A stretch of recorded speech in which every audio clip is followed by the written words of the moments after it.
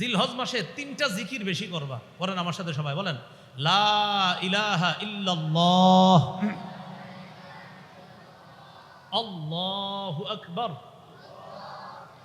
আলহামদুলিল্লাহ। বাস এই তিনটা বেশি। আকসিরু ফিহিন্না মিনাত তাহলিলি ওয়াত তাকবীরি ওয়াত তাহমিদি। জিলহজ মাসে অন্যান্য জিকির তো আমরা খুব বেশি করব, পাশাপাশি এই 3টা জিকির বেশি করব। লা ইলাহা ইল্লাল্লাহ, আল্লাহু আকবার, আর একটা হলো আলহামদুলিল্লাহ। জিকিরের মধ্যে শ্রেষ্ঠ জিকির কোনটা? এটা তো হলো উত্তম জিকির 4টা, সুবহানাল্লাহ, আলহামদুলিল্লাহ, লা ইলাহা ইল্লাল্লাহ, আল্লাহু আকবার। আল্লাহর কাছে সবচেয়ে পছন্দনীয় জিকির। এই পছন্দনীয় জিকিরের মধ্যে শ্রেষ্ঠ কোনটা? শ্রেষ্ঠ হলো লা ইলাহা ইল্লাল্লাহ। বলেন আল্লাহর কাছে পছন্দনীয় জিকির কয়টা? সুবহানাল্লাহ, আলহামদুলিল্লাহ, লা ইলাহা ইল্লাল্লাহ, আল্লাহু আকবার। এই 4টার মধ্যে আবার শ্রেষ্ঠ কোনটা? লা ইলাহা ইল্লাল্লাহ, সুবহানাল্লাহ। তিরমিজির হাদিস 3992 নম্বর হাদিস। রাসূলুল্লাহ সাল্লাল্লাহু আলাইহি সাল্লাম 3592 নম্বর হাদিস। রাসূলুল্লাহ সাল্লাল্লাহু আলাইহি সাল্লাম বলেন, ইখলাসের সাথে কেউ যদি একবার পড়ে লা ইলাহা ইল্লাল্লাহ, আসমানের সবগুলা দরজা খুলে দেওয়া হয়, তার লা ইলাহা ইল্লাল্লাহ যেন আল্লাহর আরশ পর্যন্ত পৌঁছে যায়। সুবহানাল্লাহ। সূরা হুদের 114 নম্বর আয়াতে আছে, ওয়া আকিমিস সালাতা তারাফাইন নাহার ওয়া যুলাফাম মিনাল লাইল। তুমি দিনের 2 প্রান্তে সালাত কায়েম করো এবং রাতের কিছু অংশে, উদ্দেশ্য 5 ওয়াক্ত নামাজ পড়ো। এখানে এই 5 ওয়াক্ত নামাজ পড়া আল্লাহর পক্ষ থেকে আদেশ, এগুলা পালনীয়। এখন এই আদেশগুলা পালন করব কিভাবে? নবীর তরিকা অনুযায়ী। যেমন একটু আগে আমরা আসরের সালাত আদায় করলাম, এই আসরের নামাজ পড়া এটা আল্লাহ ফরজ করছে, কিন্তু আসরের নামাজ যে 4 রাকাত এটা নবীর তরিকা। আল্লাহ বাঁচায় রাখলে একটু পরে আমরা মাগরিব পড়ব। তো যখন আমরা মাগরিব পড়ব আল্লাহর হুকুমে, মাগরিব ফরজ এটা আল্লাহর বিধান, কিন্তু মাগরিব যে 3 রাকাত এটা নবীর তরিকা। এশার সালাত আদায় করবো, এশা ফরজ এটা আল্লাহর বিধান, কিন্তু এশার নামাজ যে 4 রাকাত এটা নবীর তরিকা। ফজরের নামাজ এটা পালন করা এটা ফরজ, এটা আল্লাহর বিধান, কিন্তু এটা যে 2 রাকাত ফরজ এটা নবীর তরিকা।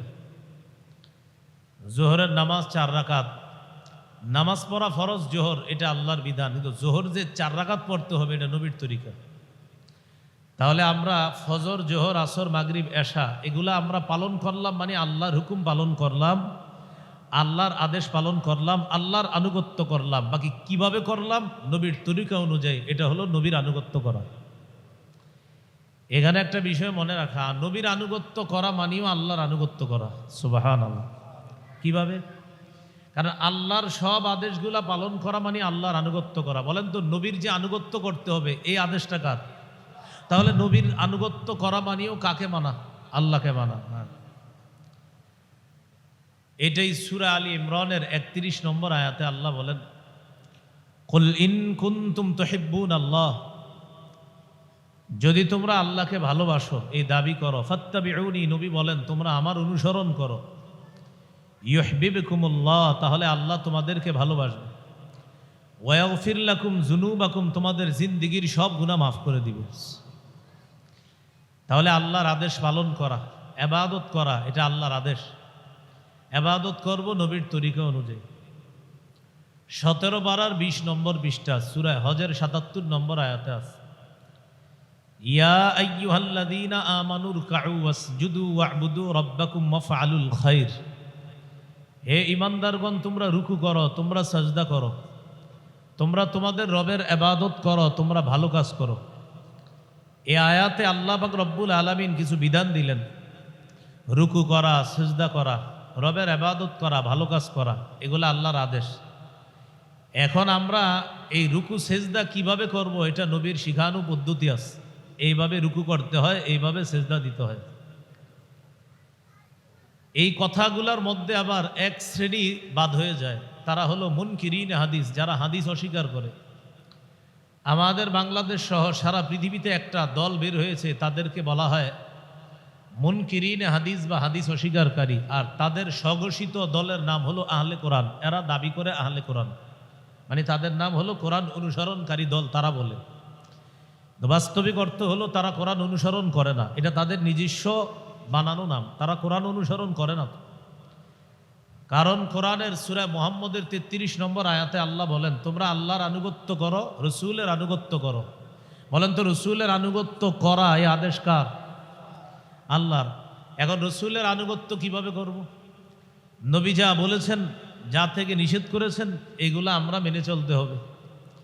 হাদিসের কিতাব ইবনে মাজাহ, এই কিতাবের 12 নম্বর হাদিসে আছে, রাসূলুল্লাহ সাল্লাল্লাহু আলাইহি সাল্লাম বলেন, সত্তর এমন একটা জামানা আসবে, যে জামানায় মানুষ সিংহাসনের উপরে হেলান দিয়ে বসা থাকবে। তাদের সামনে আমার হাদিস পেশ করা হবে।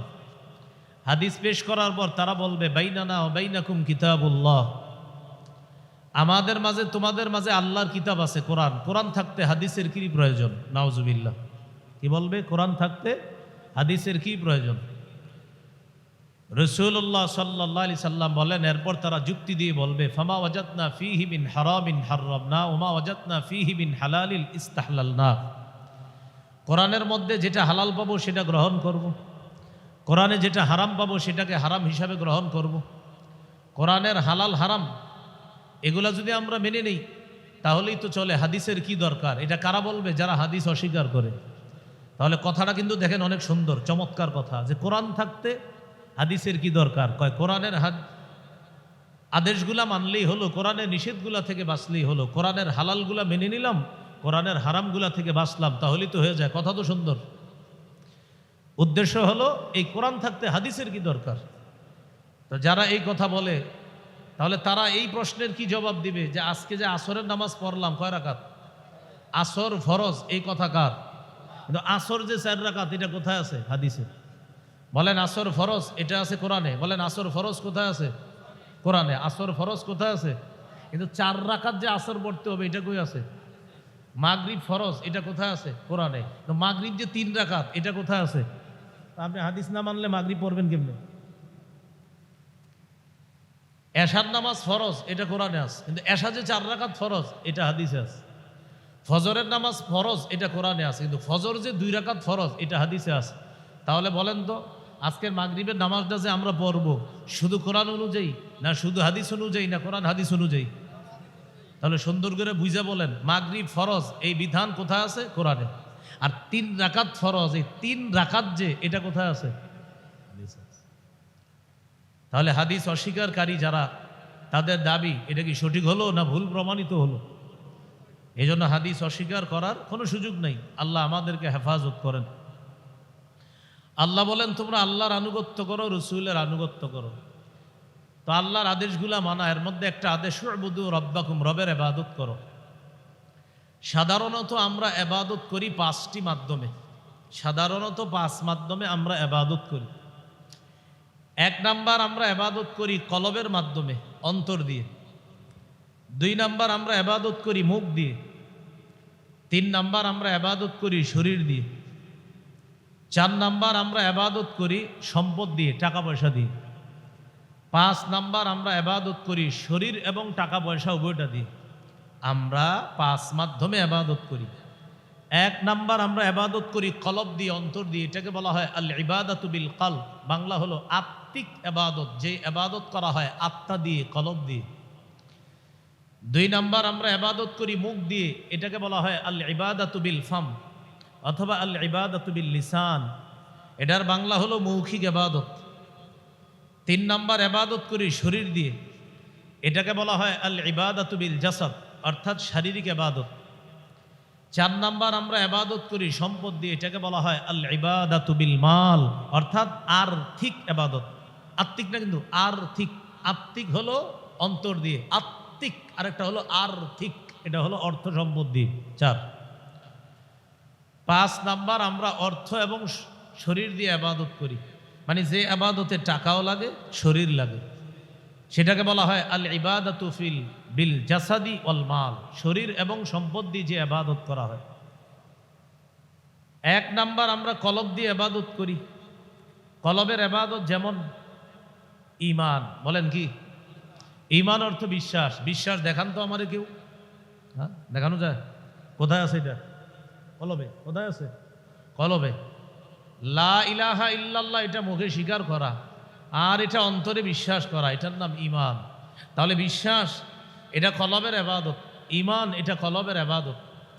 সহিহ বুখারীর বর্ণনা 44 নম্বর হাদিসে আছে, রাসূলুল্লাহ সাল্লাল্লাহু আলাইহি সাল্লাম বলেন, যে ব্যক্তি লা ইলাহা ইল্লাল্লাহ বলবে আর তার অন্তরের মধ্যে যদি সরিষা দানা পরিমাণ, গম পরিমাণ, জব পরিমাণ, অনু পরিমাণ ঈমান, ওয়াফি কলবিহি ওয়াজনু শাইরাতিম মিন খাইর, ওয়াজনু বুররাতিম মিন খাইর, ওয়াজনু যাররাতিম মিন খাইর আই মিন ঈমান, যার অন্তরে সরিষা পরিমাণ, যার অন্তরে সামান্য গম পরিমাণ, যার অন্তরে জব পরিমাণ, যার অন্তরে অনু পরিমাণ ঈমান থাকে, এই ব্যক্তি যদি এই বিশ্বাস নিয়ে মারা যায় যে আমার অন্তরে অনুপরিমাণও বিশ্বাস আছে যে আল্লাহ এক, তিনি ছাড়া ইলাহ নাই, মুহাম্মদ সাল্লাল্লাহু আলাইহি সাল্লাম আল্লাহ রসুল, এই ব্যক্তিও একদিন জান্নাতে যাবে। তাহলে বিশ্বাস এটা কোন জায়গার ইবাদত? কলব। আরেকটা ইবাদত আছে কলবের, সেটা হলো নিয়ত করা, বিশুদ্ধ নিয়ত। যেমন আমরা মাগরিবের নামাজ পড়ি, তো মাগরিব পড়ি যে আমাদের নিয়ত কি? মাগরিবের সময় ফজর পড়া না আসর পড়া? মাগরিব পড়া। এই নিয়তটা বিশুদ্ধ থাকতে হবে, নিয়ত বিশুদ্ধ হওয়া। এই আরেকটা হলো বিশুদ্ধ নিয়ত। যেমন জিলহজ মাসে দুটি গুরুত্বপূর্ণ ইবাদত মুসলমানের, একটি হলো ফরজ ইবাদত, আরেকটি হলো ওয়াজিব ইবাদত। ফরজ ইবাদত এটার নাম হলো হজ, ওয়াজিব ইবাদত এটার নাম হলো কোরবানি। ফরজ ইবাদত যাদের কাছে টাকা পয়সা আছে, অর্থ সম্পদ আছে, আল্লাহর ঘর পর্যন্ত পৌঁছার, পরিবারের আর্থিক ভরণ পোষণ ইত্যাদি বহন করার পর যার কাছে এই পরিমাণ অর্থ আছে, আল্লাহর ঘরে গিয়ে সেখানে থাকা খাওয়া এই পরিমাণ অর্থ নিয়ে আবার দেশে আসতে পারবে, সে তার উপর হজ করা ফরজ। সূরা আলী ইমরানের 97 নম্বর আয়াত। আরেকটা হলো আপনার ওয়াজিব ইবাদত, সেটা হলো কোরবানি। জিলহজ মাসের 10 তারিখ ফজরের নামাজের পর থেকে নিয়ে 12 তারিখ সূর্যাস্ত পর্যন্ত যার কাছে যাকাত ফরজ হয়, যে পরিমাণ সম্পদ থাকলে, ওই পরিমাণ সম্পদ যদি কারো কাছে 3 দিন থাকে, আমি আবার বলছি বাংলাটা, যাকাত ফরজ হয় যেই পরিমাণ সম্পদ কারো কাছে 1 বছর থাকলে, কয় বছর? এই পরিমাণ সম্পদ যদি কারো কাছে 3 দিন থাকে, জিলহজের 10 তারিখ ফজর থেকে নিয়ে 12 তারিখ সূর্যাস্ত পর্যন্ত, তাহলে তার উপর কোরবানি ওয়াজিব। তাহলে যাকাত ফরজ হয় 1 বছর থাকলে, আর কোরবানি ওয়াজিব হয় ওই পরিমাণ অর্থ কয়দিন থাকলে? হ্যাঁ, 3 দিন থাকলে। জিলহজের 10 তারিখ ফজরের পর থেকে নিয়ে আপনার 12 তারিখ সূর্যাস্ত পর্যন্ত, তাহলে তার উপর কোরবানি ওয়াজিব। এখন এই কোরবানির জন্য একটা অন্যতম শর্ত হলো নিয়ত, বিশুদ্ধ নিয়ত। নিয়ত যদি পরিশুদ্ধ না হয় তাহলে কোরবানি কবুল হবে না। এজন্য আল্লাহ তাআলা বলেন, লা ইয়ানালাল্লাহু লুহুমুহা ওয়ালা দিমাউহা ওয়ালাকিন ইয়ানালুহুত তাকওয়া মিনকুম। তোমাদের কোরবানির পশুর গোস্ত, রক্ত আল্লাহর কাছে পৌঁছে না, তবে তোমাদের অন্তরের তাকওয়া এটা আল্লাহর কাছে পৌঁছে যায়। কার কি পরিমাণ তাকওয়া আছে এটা আল্লাহর কাছে পৌঁছে যায়। ইব্রাহিম আলাইহিস সালাতু ওয়াস সালামের বিশুদ্ধ নিয়ত ছিল, যেটা সূরা আস-সাফফাতের 100 থেকে 108 নম্বর আয়াতে আল্লাহ আলোচনা করছেন। ইব্রাহিম নবী পরিপূর্ণ বিশুদ্ধ নিয়তের সাথে সন্তানকে কোরবানি দেওয়ার জন্য নিয়ে গেছে মিনা প্রান্তরে। আত্মত্যাগী বাবা আর আত্মসমর্পণকারী সন্তান, একজন আত্মত্যাগ আরেকজন আত্মসমর্পণকারের শ্রেষ্ঠ উপমা পৃথিবীতে দৃষ্টান্ত পেশ করেছিলেন। বাবা তিনি হলেন ইব্রাহিম খলিলুল্লাহ, সন্তান তিনি হলেন ইসমাইল জবিহুল্লাহ। বাবা আত্মত্যাগের জন্য প্রস্তুত, আমি কোরবানি করবই, আমার রবকে খুশি করব। সন্তান জবাই হওয়ার জন্য প্রস্তুত, আমি নিজেকে আত্মসমর্পণ করার জন্য পরিপূর্ণ প্রস্তুত। এজন্য আল্লাহ বলছে ফালাম্মা আসলামা, বাবা আর সন্তান দুইজনে যখন আল্লাহর বিধান মেনে নিলেন, আল্লাহর কাছে আত্মসমর্পণ করলেন, তারা দুইজন যখন সারান্ডার হলেন, তারা দুইজন যখন রবের কাছে নত হলেন, বাবাও সন্তানকে কোরবানি দিতে পরিপূর্ণ প্রস্তুত, সন্তানও আল্লাহর জন্য কোরবানি হইতে পরিপূর্ণ প্রস্তুত। দুইজনের নিয়ত পাক্কা, একদম খাঁটি নিয়ত। এই জন্য আল্লাহ তাদের দুইজনের এই আমলটাকে আল্লাহ কবুল করে কিয়ামত পর্যন্ত আমাদের জন্য এটা আল্লাহ একটা নিয়ম করে দিয়েছেন, যেন আমরা ইতিহাস স্মরণ রাখি। এই জন্য সূরা আস-সাফফাতের 108 নম্বর আয়াত আছে, ওয়াতারাকনা আলাইহি ফিল আখিরিন, পরবর্তীদের মাঝে ইব্রাহিম নবীর এই ঘটনাটা আমি দৃষ্টান্ত হিসাবে রেখে দিলাম। সুবহানাল্লাহ। ইবনে মাজার হাদিস 3127 নম্বর হাদিস, যায়েদ ইবনে আরকাম রাদিয়াল্লাহু তাআলা রাসূলুল্লাহ সাল্লাল্লাহু আলাইহি সাল্লামকে প্রশ্ন করলেন, মা হাদিহিল আদাহি ইয়া রাসূলুল্লাহ, হুজুর এই যে কোরবানি করি আমরা, এগুলা কি? রাসূলুল্লাহ সাল্লাল্লাহু আলাইহি সাল্লাম বললেন, সুন্নাতু আবিকুম ইব্রাহিম আলাইহিস সালাম, এটা তোমাদের আব্বা ইব্রাহিম নবীর সুন্নত। এই সুন্নত দিয়ে আবার অনেকে কি কয় জানেন? কয় কোরবানি সুন্নত। এই যে এই সুন্নত দিয়ে বলে কোরবানি সুন্নত। দেখেন, এই সুন্নতের অনুবাদ হলো কোরবানি করাটা এটা ইব্রাহিম নবীর নিয়ম। বলেন, কার নিয়ম? হ্যাঁ, ইব্রাহিম নবীর নিয়ম। আর এই নিয়ম পালন করাটা তোমাদের জন্য ওয়াজিব। বুঝলেন কথাটা? এটা ইব্রাহিম নবীর নিয়ম, আর সামর্থ্যবানদের জন্য এই নিয়ম পালন করা ওয়াজিব। সুন্নত শব্দ থেকে ওই অনেকে প্রমাণ করতে চায় এটা সুন্নত। তো এই সুন্নত মানে এটা ইব্রাহিম নবীর নিয়ম, আর ইব্রাহিম নবীর এই নিয়মটা সামর্থ্যবানদের জন্য ওয়াজিব। বলেন তো, সুন্নত ইব্রাহিম, এই সুন্নত অর্থ কি? নিয়ম। বলেন কি এটা? রীতি নীতি। কোন নবীর নীতি এটা? ইব্রাহিম নবীর নীতি। আর এই নীতিটা বাস্তবায়ন করা সামর্থ্যবানদের জন্য কি? ওয়াজিব। ওয়াজিব। আল্লাহ আমাদেরকে বুঝার তৌফিক দান করেন। এই জন্য বুখারীর বর্ণনা 5545 নম্বর হাদিসে আছে, রাসূলুল্লাহ সাল্লাল্লাহু আলাইহি সাল্লাম বলেন, ইন্না আউওয়ালা মা নাবদাউ বিহি ফি ইয়াউমিনা হাযা আন নুসাল্লিয়া সুম্মা নারজি'a ফানানহারা। আমরা কোরবানির দিনটা এইভাবে শুরু করি, প্রথমে আমরা ঈদের নামাজ পড়ি, নামাজ পড়ার পর এরপর আমরা আসি, আসার পর আমরা কোরবানি করি। নবীজি বললেন, এটাই নিয়ম। যেই ব্যক্তি এই কাজটা করবে, যে কোরবানির ঈদের নামাজ পড়বে, নামাজ পড়ার পর পশু জবাই করবে, ফাকাদ আসাবা সুন্নাতানা, ওই ব্যক্তি আমি নবীর সুন্নতকে প্রতিষ্ঠিত করলো। দেখেন, এই সুন্নত মানে আমি নবীর নিয়ম, যে আমি নবী কোরবানির ঈদের 2 রাকাত নামাজ পড়েছি, পড়ার পর পশু জবাই করেছি। এটা বলছেন নবী কি? এটা আমার নিয়ম, আর এই নিয়ম পালন করা সামর্থ্যবানদের জন্য ওয়াজিব। এই সুন্নত দিয়ে অনেকে কি বলে? কোরবানি সুন্নত। এই সুন্নত মানে কিন্তু আপনার সেই সুন্নত, এটা হলো আমার নিয়ম। কি? আগে ঈদের নামাজ পড়বা, পড়ার পর পশু জবাই করবা, এটা আমার নিয়ম। এই নিয়মের সুন্নত শব্দ থেকে অনেকে বলে কোরবানি সুন্নত না। এটা নবীর নিয়ম হলো কোরবানির ঈদের নামাজ পড়া, তারপর পশু কোরবানি করা, এটা আমাদের নবীর নিয়ম, আর এই নিয়ম পালন করা সামর্থ্যবানদের জন্য ওয়াজিব। এই জন্য তো হাদিসের এরপরে আসছে, ওয়ামান যাবাহাহু ক্বাবলু, কোনো ব্যক্তি যদি নামাজের আগে পশু জবাই করে, ফাকাদ্দামাহু লিআহলিহি, সে তার পরিবারের জন্য পশু জবাই করছে, কোরবানি হয়নি তার। দেখেন, হাদিসের পরের অংশে বোঝা যায় যে নবী এই হাদিস দ্বারা নিয়ম বুঝাইতে চাইতেছে, যে যেই ব্যক্তি ঈদের নামাজ আগে পড়বে, তারপর পশু জবাই করবে, এটাই হলো কোরবানির সঠিক নিয়ম। এটারে নবী বলছে সুন্নত। এটারে নবী কি বলছে? সুন্নত কি ওই জবাইয়ের বিষয়টা বলছে, যে নাকি কি বলছে? এটা আমার নিয়ম, আগে ঈদের নামাজ, পরে কোরবানি, এটাই আমার নিয়ম।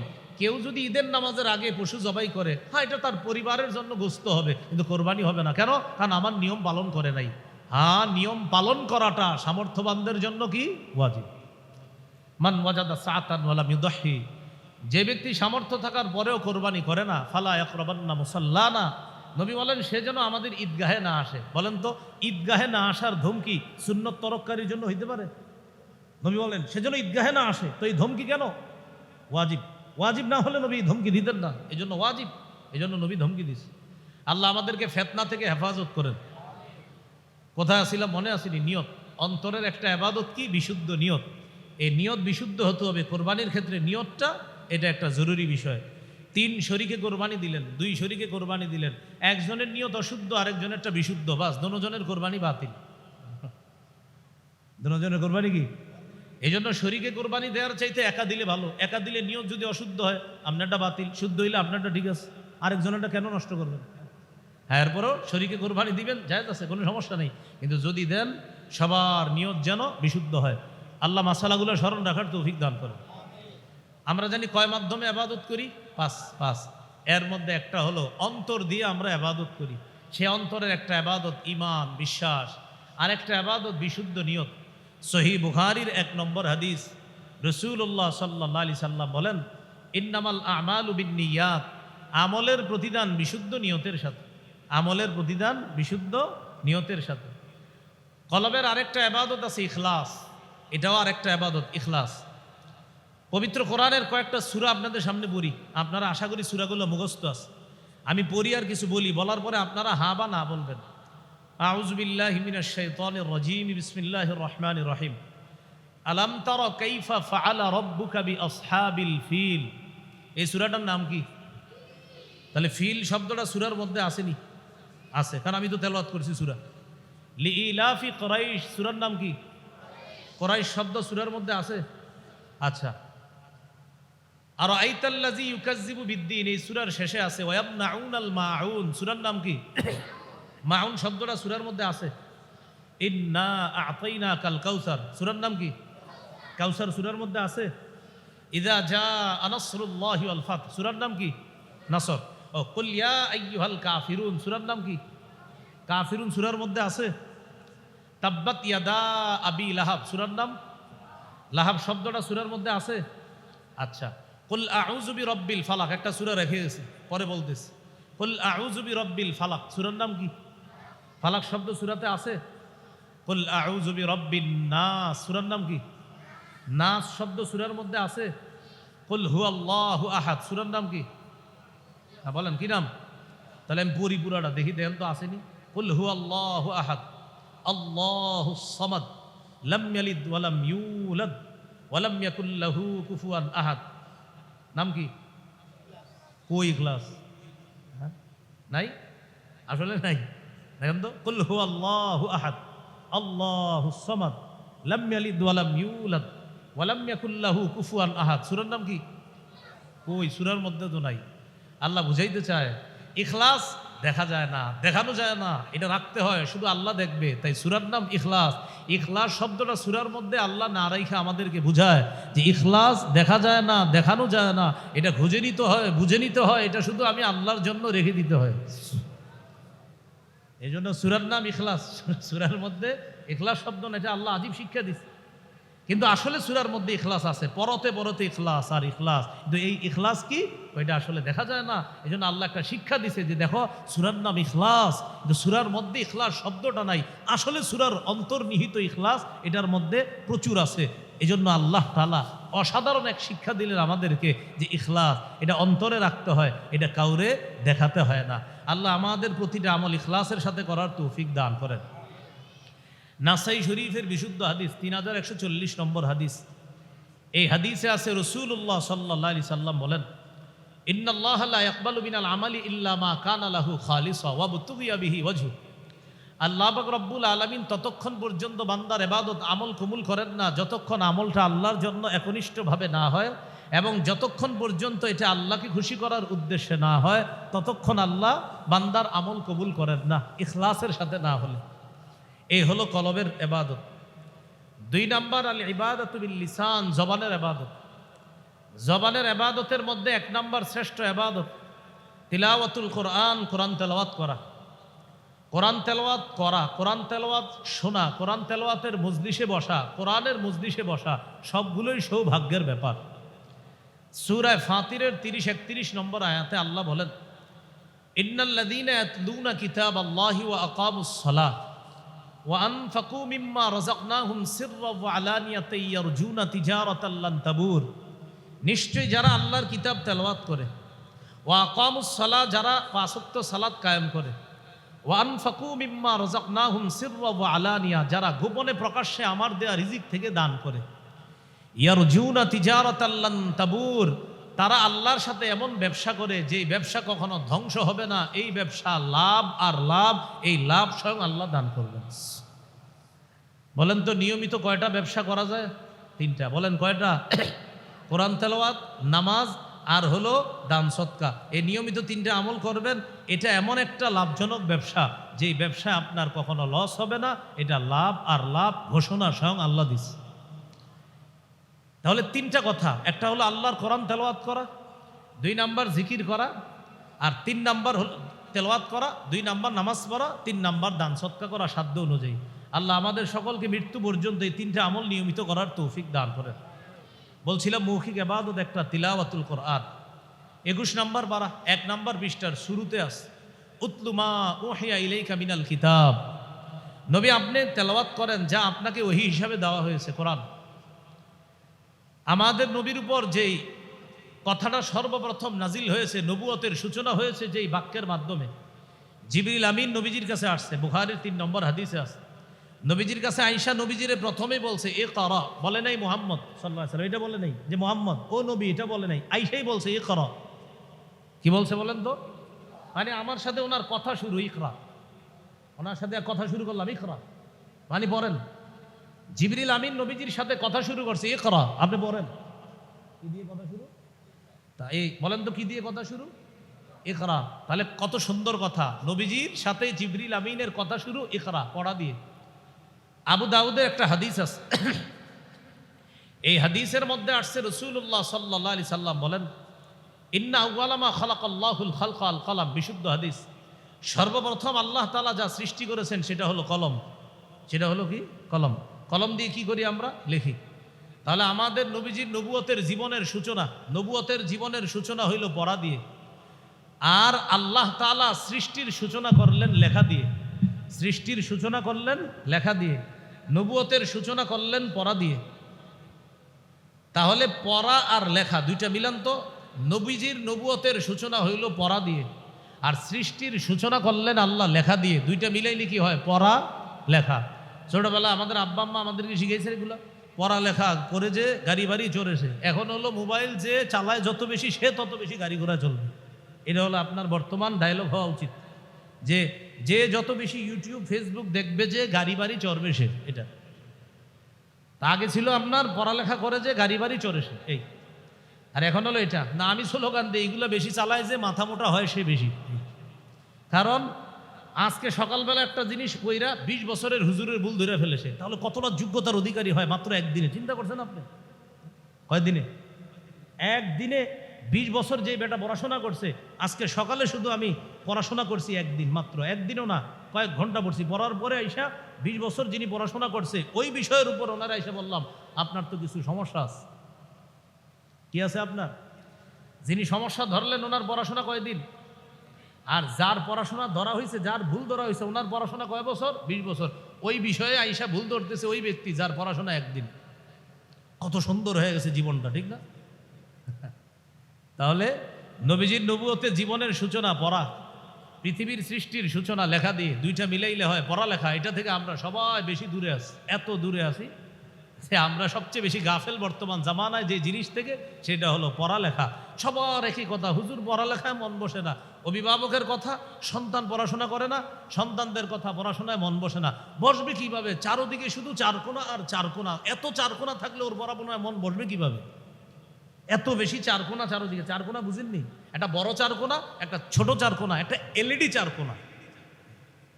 এত চারকোনা থাকলে এর পড়াশোনা ঢুকবে কিভাবে?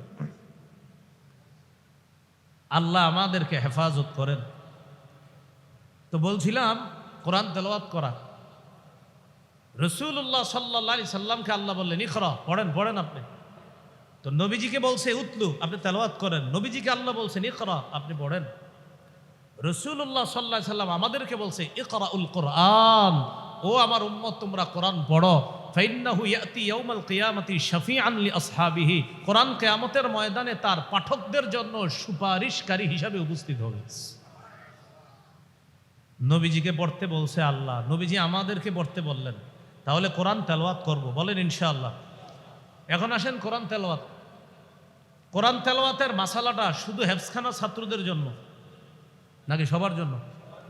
বলেন, কোরআন শুধু হেফজখানার ছাত্রদের কিতাব না সমস্ত মুসলমানের? কিন্তু বাস্তবিক অর্থ কি সমস্ত মুসলমান কোরআন পড়ে না কিছু ছাত্র?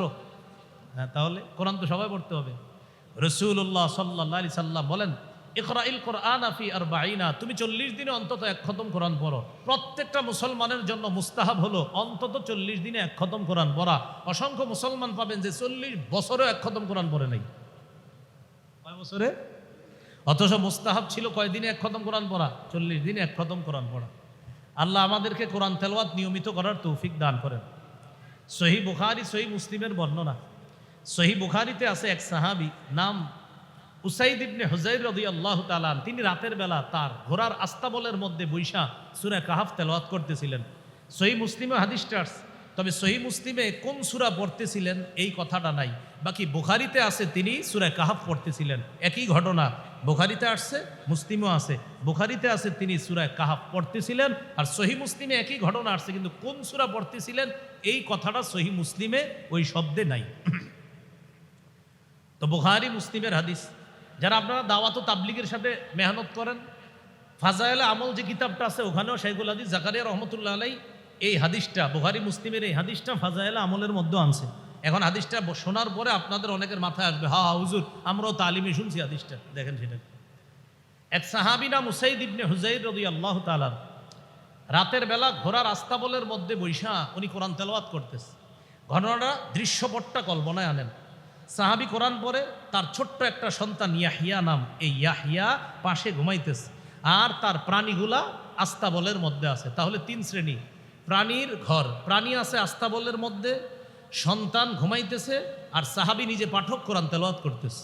তাহলে আমরা শুধু দৃশ্যটা মাথায় আনি। সাহাবী যখন কোরআন পড়তেছে এক সময় দেখেন তিনি তার যে আস্তাবলের মধ্যে প্রাণী আছে, প্রাণী লাফালাফি শুরু করছে। কিন্তু ঘটনা কি, প্রাণী লাফায় কেন? উনি তেলাওয়াত যত বাড়ায় প্রাণীর লাফ তত বাড়ে, তেলাওয়াতের গতি কমাইলে লাফ কমে যায়। সুবহানাল্লাহ বলেন, তেলাওয়াত বাড়লে লাফ বাড়ে, আবার তেলাওয়াতের গতি কমলে লাফ কমে যায়। হ্যাঁ, উনি অবাক, ঘটনা কি? সাহাবী চিন্তা করলেন, এই প্রাণী যেইভাবে লাফাইতেছে, না জানি লাফাইতে লাফাইতে আমার সন্তান ইয়াহিয়ার উপরে আইসা পড়ে, যে পাশে সন্তান ঘুমাইতেছে ইয়াহিয়া, যে লাফাইতে লাফাইতে তার উপরে আইসা পড়তে পারে। সহজে বুঝানেন, আমাদের দেশের গরুর ঘর আর ওই দেশের মনে করেন যে সমস্ত প্রাণীর আস্তাবল ছিল ওরকম প্রাণীর ঘর। আর সাহাবী সন্তানের জীবন নাশের আশঙ্কায় পড়া থামায়া দিলেন, যে আমি আর বেশি পড়বো না, যদি বেশি পড়ি প্রাণী এত পরিমাণ লাফাইতেছে, লাফাইতে লাফাইতে না জানি আমার সন্তান ইয়াহিয়ার উপরে পড়ে আর আমার সন্তান পদপিষ্ট হয়ে মারা যেতে পারে। তেলাওয়াত থামায়া দিলেন। তেলাওয়াত থামানোর পর প্রাণীর কাছে গেলেন, যাওয়ার পর দেখলেন আকাশের একখণ্ড মেঘ তার বাড়ির উপরে, ওই আপনার আস্তাবলের উপরে আসছে। আকাশের একখণ্ড মেঘ, ফিহা আমসালুস সুরুজ, মেঘের ভিতরে আবার ছোট্ট ছোট্ট লাইটের মতো। এই মেঘখণ্ডটা আরো জাফিল জাউবি, শূন্যে বিলীন হয়ে যাচ্ছে। উনি তাকায় দেখে মেঘখণ্ডটা বাতি সহ উপরের দিকে উঠে যাচ্ছে। কোরআন তেলাওয়াত করে না দীঘা, এটা উপরে চলে যেতেছে। সাহাবী বলেন, হাত্তামা ওরা, আর আমি দেখতেছি না এটা কোথায় গেছে। কোনো মতে রাত পার করছে। রাত পার করার পর সাহাবী রাসূল সাল্লাল্লাহু আলাইহি সাল্লামের কাছে গেলেন, পুরা ঘটনাটা শুনাইলেন। হুজুর, রাতের বেলা আমি কোরআন তেলাওয়াত করতেছিলাম, এমন এমন একটা ঘটনা আসছে। নবীজি বললেন, ইকরা ইবনে হুজাইর, ও উসাইদ ইবনে হুজাইর, তুমি যদি আরো কোরআন তেলাওয়াত করতা। সাহাবী বললেন, হুজুর আমি আরো তেলাওয়াত করতেছিলাম, কিন্তু প্রাণী তো আরো লাফায়। নবীজি বললেন, হ্যাঁ, তুমি যদি আরেকটু তেলাওয়াত করতা। সাহাবী বললেন, হুজুর আমি তো আরো তেলাওয়াত করতেছিলাম, কিন্তু প্রাণী তো লাফায়। নবীজি বললেন, উফ, তুমি যদি আরেকটু পড়তা। সাহাবী বলেন, হুজুর আরো পড়ছি, লাফায়। খাশিতু আন তাতা ইয়াহিয়া, আমি আশঙ্কা করলাম আমি যদি আর বেশি তেলাওয়াত করি আমার সন্তান ইয়াহিয়ার উপরে ওই প্রাণী লাফাইতে লাফাইতে পড়তে পারে, পদপিষ্ট হয়ে আমার সন্তানটা মারা যেতে পারে। এই আশঙ্কায় আমি তেলাওয়াত থামিয়ে দিলাম। রাসূলুল্লাহ সাল্লাল্লাহু আলাইহি সাল্লাম বললেন, ইকরা ইবনে হুজাইর, ও উসাইদ ইবনে হুজাইর, তুমি যদি আরেকটু পড়তা। সাহাবী অবাক, এটা কেন বলতেছে বারবার? রাসূলুল্লাহ সাল্লাল্লাহু আলাইহি সাল্লাম বলেন, শোনো, তুমি যে আকাশের মেঘখণ্ড দেখলা, এটার ভিতরে তুমি দেখলা ছোট ছোট বাতি, এগুলা আসলে মেঘখণ্ড বা বাতি তোমার সামনে রূপ ধারণ করছে।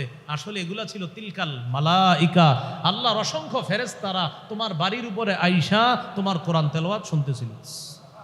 হাদিসে আসছে তাসতামিউ, এটার অনুবাদ হলো কান পেতে তোমার তেলাওয়াত মনোযোগ সহকারে শ্রবণ করা। ইস্তিমা মানি কান পেতে মনোযোগ সহকারে কোরআন শ্রবণ করা। কি পেতে? কান পেতে। নতুন আরেকটা কথা আসছে। একটা তো জানলাম কোরআন তেলাওয়াত করা, আর একটা কোরআন শ্রবণ করা। কোরআন শ্রবণ করা কখনো কখনো আমাদের জন্য বাধ্যতামূলকভাবে হয়ে যায়। সূরা আরাফের 204 নম্বর আয়াতে আছে, ওয়াইদা কুরিআল কুরআনু ফাসতামিউ লাহু ওয়া আনসিতু, যখন কোরআন পড়া হয় তখন তোমাদের উপর দুইটা হুকুম। 1 নাম্বার ফাসতামিউ লাহ, কান পেতে শুনবা। 2 নাম্বার ওয়া আনসিতু, চুপচাপ শুনবা। বলেন, কোরআন পড়লে পাঠক যারা কোরআন পড়বে, শ্রোতা যারা আছি আমরা, আমাদের কয়টা কাজ? 1 নাম্বার মনোযোগ সহকারে শোনা, 2 নাম্বার চুপ থাকা। বিশেষ করে এই বিধান নামাজে, সবাই বলেন এই বিধান বিশেষ করে কোথায় হয় নাই? আরো জোরে, এই বিধান বিশেষ করে কোথায়? আবার এই বিধান বিশেষ করে কোথায়? তাহলে ইমাম যখন কোরআন পড়বে তখন আমরা কি করব? বলেন, চুপচাপ কি করব? শুনবো। এই জন্য ইমাম সাহেব যখন কোরআন তেলাওয়াত শুরু করবে, আলহামদুলিল্লাহি রাব্বিল আলামিন আর রহমানির রহিম মালিকি ইয়াউমিদ্দিন, মুফাসসিরিনে কেরাম বলেন তখন এই আয়াতের বিধান সবচেয়ে বেশি এই বিধান প্রয়োগ হবে মুক্তাদির উপর। ইমাম যখন সামনে তেলাওয়াত করবে, মুক্তাদি তখন চুপচাপ ইমামের তেলাওয়াত শুনতে থাকবে। রয়ে গেল জোহর আর আসরের নামাজ। মাগরিব এশা ফজরে শুনলেন, বুঝলাম। জোহর আসরে কি করবেন? ইমাম সাহেবের তেলাওয়াত তো তখন শোনা যায় না। তখন আমরা কি করব? তখন আমরা চুপচাপ থাকবো পিছনে। কেন? রাসূলুল্লাহ সাল্লাল্লাহু আলাইহি সাল্লাম বলেন, ইন্নামা জুইলাল ইমামু লিউতাম্মা, ইমাম সাহেবকে সামনে দাঁড় করানো হয় তার অনুসরণ করার জন্য। আল ইমামু জামিন, ইমাম সাহেব সামনে দাঁড়ায় মুক্তাদির জিম্মাদারি নিয়ে। মুক্তাদির কেরাতের জিম্মাদারি ইমাম সাহেব নিয়ে সামনে দাঁড়ায়। এই জন্য রসুল বলেন, মান কানা লাহু ইমামুন ফাকিরাআতুল ইমামি লাহু কিরাআ, যার ইমাম আছে ইমামের কেরাতেই তার কেরাত। আবার বলছি, যার ইমাম আছে, বলেন তো সবাই, তার কেরাত মুক্তাদির কেরাত। আবার বলেন, যার ইমাম আছে ইমামের কেরাতি মুক্তাদির কেরাত। বলেন জোহর আসরে, বলেন যদিও মুক্তাদিরা চুপচাপ থাকি, কিন্তু আমাদের কেরাত ইমাম সাহেবের কেরাত। যেহেতু বলেন, যেহেতু ইমাম সাহেব কেরাত পড়ে, তাই আমাদের কেরাত পড়া লাগবে না। ইমাম সাহেব কি পড়ে? কেরাত পড়ে। এই জন্য আমাদের কি লাগবে না। কারণ বলেন তো, আমাদের যাদের ইমাম আছে, মুক্তাদি যারা আছি আমরা, আমাদের ইমাম সাহেবের কেরাতই আমাদের কেরাত। তাহলে দুইটা বিষয় এসে গেল, একটা কোরআন তেলাওয়াত করা আর একটা কোরআন শ্রবণ করা, তাও চুপচাপ মনোযোগ সহকারে শ্রবণ করা। এখন চুপচাপ মনোযোগ সহকারে শ্রবণের আরেকটা জায়গা আছে। এই যে আজকে মাগরিবের নামাজের পর এই মাহফিলে উপস্থাপক সাহেব বলবে, প্রিয় এলাকাবাসী, আমরা আজকে আমাদের মাহফিলের দ্বিতীয় অধিবেশন শুরু করতে যাচ্ছি পবিত্র কোরআন তেলাওয়াতের মাধ্যমে। ঘোষণা করা হবে, এই মাদ্রাসার হেফজ বিভাগের কৃতি শিক্ষার্থী মোহাম্মদ উমক আপনাদের সামনে এখন সুললিত কণ্ঠে কোরআন তেলাওয়াত করবে। তখন কি করবে জানেন? ওই ছেলেটা কোরআন পড়তে থাকবে আর সামনে একজন শ্রোতাও থাকবে না। যখন কোরআন পড়ে সবাই ওই আশেপাশে ঘুরে, কেউ অফিসে মাদ্রাসার, কেউ হয়তো উপরে বিরিয়ানি টিরিয়ানি খাবে, বিস্কুট খাবে, চা খাবে, আর সবাই বলা বলি করবে, এই তাড়াতাড়ি খানা শেষ করে একটু পরে হুজুরের আলোচনা শুরু হবে। মানে এখন যেটা হইতেছে এটা কোনো কামই না, হুজুরের আলোচনাটা কাম। ওই যে বাচ্চাটা কোরআন তেলাওয়াত করবে না, ওই তেলাওয়াতের সময় শ্রোতা যারা থাকে চারদিকে তাড়াতাড়ি সব কিছু খায়, কি ঘটনা কি, তো একটু পরে আলোচনা শুরু হবে। তো এখন কি হইতেছে? এখন তো ওই টাইমটা পাস হইতেছে, কোরআন তেলাওয়াত নাকি টাইম পাস। এর আকসার মাহফিলে দেখবেন, ওই একটা বাচ্চা যখন পড়ে না, কে ওই যে যার মতো আছে, মানে এখন কোরআন যেহেতু পড়তেছে, এখন আমগো কি দরকার এখানে বসা? আল্লাহর গজব যে আসে না, শুকরিয়া। কি আসে না? গজব আসে না, শুকরিয়া। তেলাওয়াতের সময় যার যার মতো আমরা থাকতেছি।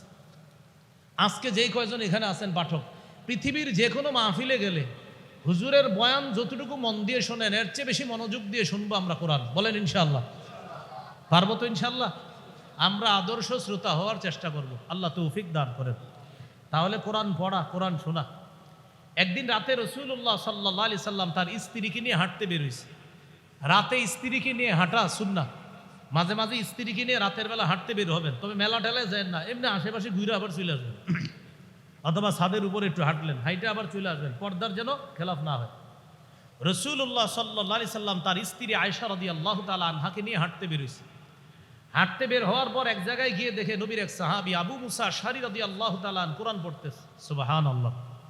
নবীজি তার বিবি আয়েশা রাদিয়াল্লাহু তাআলা আনহাকে বললেন, আয়েশা একদম চুপ থাকবা, আমরা দুইজন এখন চুপচাপ সাহাবীর কোরআন তেলাওয়াত শুনব। এখানে আপনারা এখন যারা শ্রোতা আছেন, আমার পাশে ওলামা একরাম আছেন, একটু কল্পনা করেন তো, একজন সাহাবী কোরআন পড়তেছে আর সাহাবীর কোরআন তেলাওয়াত শুনতেছে সেই মহামানব যার উপর আল্লাহ কোরআন নাজিল করছে। পিছনে দ্বারা চুপচাপ, সাহাবী যেন বুঝতে না পারে। সাহাবীর কোরআন তেলাওয়াত মোটামুটি শেষের দিকে, নবীজি আবার চুপচাপ চলে আসছে। সাহাবী বুঝতেও পারে নাই যে এতক্ষণ আমার পিছনে ওই ব্যক্তি আমার তেলাওয়াত শুনছে যার উপর স্বয়ং আল্লাহ কোরআন নাজিল করছে। পরের দিন সাহাবী আবু মুসা আশআরী রাদিয়াল্লাহু তাআলা নবীজির কাছে গেছে। সহিহ ইবনে হিব্বানের হাদিস, বিশুদ্ধ বর্ণনা, সনদ সহিহ।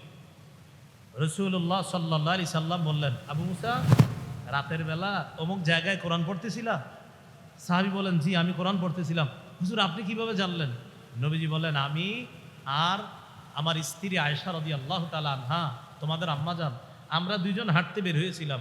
হাঁটতে বের হওয়ার পর দেখি তুমি অমুক জায়গায় দাঁড়িয়ে কোরআন পড়তেছো। যেই মাত্র তোমার কোরআন শুনলাম, আমরা দুইজন চুপচাপ কোরআন তেলাওয়াত মনোযোগ সহকারে শুনলাম।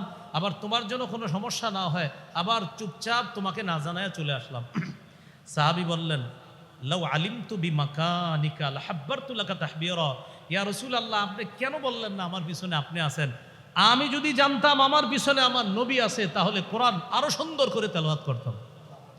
কিন্তু সুবহানাল্লাহ বলার পরে কাজ আছে, নতুন আরেকটা কথা এসে গেছে, সেটা হলো কোরআন বিশুদ্ধভাবে পড়া। বলেন কিভাবে পড়া? তাহলে শুধু সুবহানাল্লাহ বললে হবে না, কি পড়তে হবে? বিশুদ্ধ করে। এখন কোরআন বিশুদ্ধ করে পড়বে শুধু এই মাদ্রাসার ছাত্ররা, আর বাংলাদেশের শুধু হাফেজ সাহেবরা বিশুদ্ধভাবে পড়বে, আর এলাকাবাসী যারা আছেন আমাদের আল্লাহর রহমতে দরকার নেই, নাকি দরকার আছে? বলেন, কোরআন ছাত্রদের না সব মুসলমানের? তাহলে বিশুদ্ধ তেলাওয়াত শিখবে শুধু ছাত্ররা না সব মুসলমানরা? তাহলে কথা তিনটা হয়ে গেল, কোরআন তেলাওয়াত করা, কোরআন শ্রবণ করা, বিশুদ্ধভাবে কোরআন শিখার চেষ্টা করা, সুললিত কণ্ঠে বিশুদ্ধভাবে অনেক সুন্দর করে কোরআন পড়ার চেষ্টা করতে হবে। আল্লাহ তৌফিক দান করেন। এই হলো মৌখিক ইবাদতের মধ্যে একটা গেল তিলাওয়াতুল কোরআন। মৌখিক ইবাদতের মধ্যে আরেকটা আছে জিকিরুল্লাহ, আল্লাহর জিকির করা। জিকিরের মধ্যে শ্রেষ্ঠ জিকির, সবচেয়ে উত্তম জিকির চারটা: সুবহানাল্লাহ, আলহামদুলিল্লাহ, লা ইলাহা ইল্লাল্লাহ, আল্লাহু আকবার। এই চারটা তো করবেনই। তবে এটা কোন মাস চলে? আরবি জিলহজ। বলেন কোন মাস চলে? জিলহজ। রাসূলুল্লাহ সাল্লাল্লাহু আলাইহি সাল্লাম বলেন জিলহজ মাসে তিনটা জিকির বেশি করবা। বলেন আমার সাথে সবাই, বলেন লা ইলাহা ইল্লাল্লাহ, আল্লাহু আকবার, আলহামদুলিল্লাহ। বাস, এই তিনটা বেশি। আকসিরু ফিহিন্না মিনাত তাহলিলি ওয়াত তাকবীরি ওয়াত তাহমিদি। জিলহজ মাসে অন্যান্য জিকির তো আমরা খুব বেশি করব, পাশাপাশি এই তিনটা জিকির বেশি করব। লা ইলাহা ইল্লাল্লাহ, আল্লাহু আকবার, আর একটা হলো আলহামদুলিল্লাহ। জিকিরের মধ্যে শ্রেষ্ঠ জিকির কোনটা? এটা তো হলো উত্তম জিকির চারটা: সুবহানাল্লাহ, আলহামদুলিল্লাহ, লা ইলাহা ইল্লাল্লাহ, আল্লাহু আকবার। আল্লাহর কাছে সবচেয়ে পছন্দনীয় জিকির। এই পছন্দনীয় জিকিরের মধ্যে শ্রেষ্ঠ কোনটা? শ্রেষ্ঠ হলো লা ইলাহা ইল্লাল্লাহ। বলেন আল্লাহর কাছে পছন্দনীয় জিকির কয়টা? সুবহানাল্লাহ, আলহামদুলিল্লাহ, লা ইলাহা ইল্লাল্লাহ, আল্লাহু আকবার। এই চারটার মধ্যে আবার শ্রেষ্ঠ কোনটা? লা ইলাহা ইল্লাল্লাহ, সুবহানাল্লাহ। তিরমিজির হাদিস 3992 নম্বর হাদিস। রাসূলুল্লাহ সাল্লাল্লাহু আলাইহি সাল্লাম 3592 নম্বর হাদিস। রাসূলুল্লাহ সাল্লাল্লাহু আলাইহি সাল্লাম বলেন, ইখলাসের সাথে কেউ যদি একবার পড়ে লা ইলাহা ইল্লাল্লাহ, আসমানের সবগুলা দরজা খুলে দেওয়া হয়, তার লা ইলাহা ইল্লাল্লাহ যেন আল্লাহর আরশ পর্যন্ত পৌঁছে যায়। সুবহানাল্লাহ। তাহলে মৌখিক ইবাদত গেল। আরেকদিন ইনশাআল্লাহ মৌখিক ইবাদতের আলোচনা হবে। তা 3 নম্বর কথায় চলে যাই। আল ইবাদাতু বিল জাসাদ, শারীরিক ইবাদত, শরীর দিয়ে যে ইবাদত করি, যেমন নামাজ। 5 ওয়াক্ত নামাজ ছাড়ার কোনো প্রশ্নই আসে না। আজকে থেকে আমি সহ আপনারা সবাই জীবনে একটা জিনিসের সাথে আমরা কঠিন প্রতিজ্ঞাবদ্ধ হব। বলেন আমার সাথে সবাই, বলেন জীবনে যে কোনো মূল্যে একটা বিষয়ে কখনোই অলসতার চিন্তাও করব না, সেটা হলো নামাজ। বলেন অলসতা তো করবোই না, এটা চিন্তাও আনবো না, সেটা কি? নামাজ। আপনাদেরকে বলে যাই, একটা কাজ জীবনে ঠিক করেন, দেখবেন আপনার পেরেশানিগুলা কান দিয়ে, নাক দিয়ে, চোখ দিয়ে বের হওয়া শুরু হবে ইনশাল্লাহ। একটা কথার কথা বললাম, নামাজটা ঠিক করেন, আপনার সব পেরেশানি দূর হবে। অনেক মানুষ আছে নামাজ ঠিক নেই, হুজুরের কাছে খালি পানি পড়া চায়, ইমাম সাহেবের কাছে গিয়ে কয় হুজুর খালি পানি পড়া দেন, মানে হুজুরে খালি পানি পড়া দেয়, এত পানি পড়া দেয়, কাজ হইতেছে না। হুজুর একদিন কয় নামাজ পড়েননি, নামাজ মাঝে মাঝে ধরি, কি করি? পানি পড়া কাম হইব কেমনি? আপনি আসল কাজ করতেছেন না, আপনি তো 5 ওয়াক্ত নামাজ ঠিক রাখতে হবে। আল্লাহ বুঝার তৌফিক দান করেন। 4 নাম্বার আল ইবাদাতু বিল মাল, আর্থিক ইবাদত, অর্থ দিয়ে। অর্থ দিয়ে ইবাদতের মধ্যে শ্রেষ্ঠ ইবাদত যাকাত। যাকাত যাদের উপর বকে আছে আদায় করে নেবেন, ভবিষ্যতেও যাকাত যাদের উপর ফরজ হবে দিতে হবে। যাকাত এটা অলঙ্ঘনীয় বিধান, এটা লঙ্ঘন করার কোনো সুযোগ নাই। কোরআনে যত জায়গায় আসছে আকিমুস সালাহ, সাথে আসছে আতুজ যাকাত, নামাজ কায়েম করো, যাকাত আদায় করো। কেন? সাধারণত মৌলিক দুটি ইবাদত, একটা হলো শারীরিক আর একটা হলো আর্থিক। শারীরিক ইবাদতের মধ্যে শ্রেষ্ঠ ইবাদত নামাজ, আর্থিক ইবাদতের মধ্যে শ্রেষ্ঠ ইবাদত যাকাত। শারীরিক ইবাদতের মধ্যে শ্রেষ্ঠ ইবাদত নামাজ, আর্থিক ইবাদতের মধ্যে শ্রেষ্ঠ ইবাদত যাকাত। ছাড়া যাবে না, কোনো সুযোগ নেই। 5 নাম্বার আল ইবাদাতু বিল মালি ওয়াল জাসাদ। আচ্ছা, আল ইবাদাতু বিল মালি ওয়াল জাসাদ, শরীর এবং অর্থ দিয়ে যে ইবাদত করা হয় এটাকে বলা হয় শারীরিক এবং আর্থিক ইবাদত। সেটা কি? হজ। সেটা কি? হজ। হজ করতে শরীরও লাগে, টাকাও লাগে। মাশাআল্লাহ, এখন যারা হজে আছে আমরা তাদের জন্য দোয়া করব, আর ভবিষ্যতে ইনশাআল্লাহ আমরাও আল্লাহর ঘরে যাওয়ার নিয়ত করে নিই ইনশাআল্লাহ। বলেন ইনশাআল্লাহ। মনে আসেনি আমরা কোথায় ছিলাম? আনুগত্য করবো কার? ভুলে গেছেন? আনুগত্য করবো কার? তরিকা কার? আবার আনুগত্য করবো কার? তরিকা কার? আবার এবাদত করা হুকুমটা কার? এবাদত করা হুকুমটা কার? তরিকা কার? এবার আসেন 3 নম্বর কথা দিয়ে শেষ করে দিই। আমলগুলা নষ্ট করে দিবা না। প্রশ্ন আসে, হুজুর আমল করলে আবার নষ্ট হয়? হ্যাঁ, কিছু কাজ আছে এগুলা করলে আমল নষ্ট হয়। এর মধ্যে একটা কাজ হলো শিরিক করা। সেটা কি বলেন তো? শিরিক। শিরিক করলে আমল বরবাদ হয়ে যায়। 24 পারা 4 নম্বর পৃষ্ঠা সূরা জুমারের 65 নম্বর আয়াতে আছে, লাইন আশরাকতা লাহবাতান্না আমালুকা। তুমি যদি শিরিক করো তোমার আমল বরবাদ হয়ে যাবে। আল্লাহ আমাদের সকলকে আমাদের জীবনে চলার ক্ষেত্রে আল্লাহর কাজগুলা নবীর তরিকা মোতাবেক যেন করতে পারে। আরেকটা অনুষ্ঠান বাকি আছে, একটু বসি, আমরা রেস্ট প্রদান করা হবে। এই সুন্দর জিনিসটা আমরা একটু দেখি ইনশাল্লাহ, এরপর আমরা মাগরিবে চলে যাবো ইনশাল্লাহ।